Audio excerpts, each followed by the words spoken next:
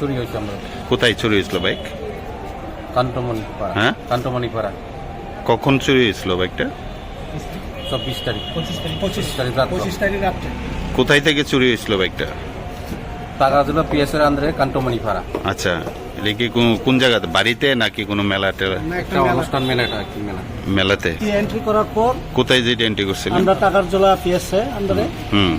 করার পরে তারা ইয়ে করছি, ইনভেস্টিগেশন করছি, প্লাস তারা পাইছি, আমরা জানাইছি, আমরা বিশালপুর থানাতে আয়া কমিউনিকেশন পাইছি। তারা আজকে কোথায় থেকে উদ্ধার করছে বাইকটা? বাইকটা থানাওয়ালা কইছিল ওই রাওয়াট খোলার এই ফারাকটার ঘর থেকে আনছি কি ঘর বাইকটা? থেকে আনছে। এটা কি নাম্বার পাওয়া গেছিল বাইকটা? না না, এখনো পাওয়া গেছে।